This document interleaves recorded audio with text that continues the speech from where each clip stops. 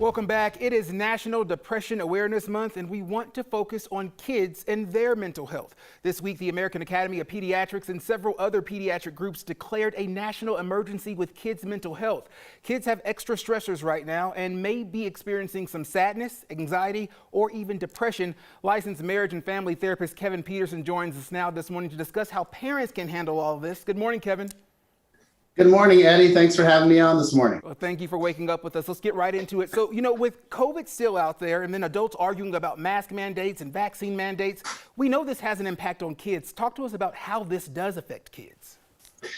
This is an unprecedented time for kids to have this level of stress and anxiety. And honestly, it's what we would call in my world trauma, where, you've got mom and dad and all the parents fighting. Nobody can agree. School doesn't feel safe.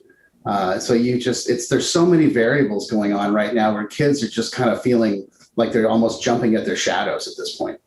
And with so much going on, parents going to work, coming home from work, kids at school, coming back from school, how can you really tell if your kid is reacting normally to these situations?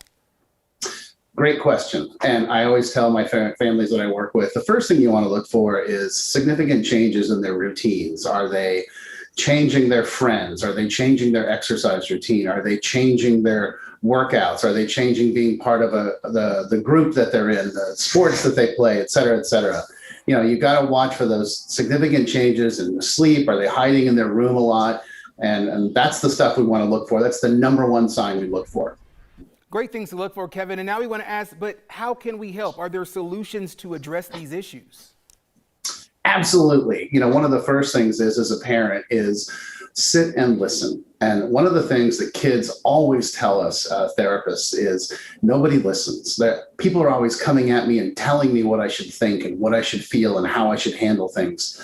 The number one thing we try to teach parents is just listen. Just listen to what they're saying. They'll tell you. They just want to know that they're safe.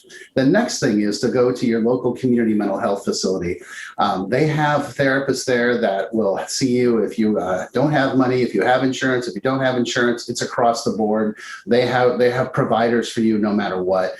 And then the next thing I would say is Psychology Today is a great resource where you can punch in your zip code, what the needs are, what the specifics are, what your insurance is if you have insurance, and it'll come back at you with providers and whether or not they're taking on your clients. Great information, Kevin, for parents and just people who, know people who have kids. So thank you so much for waking up with us this morning, giving us, that good information. We appreciate it. It's my pleasure. It's good to see you again. Good to see you too.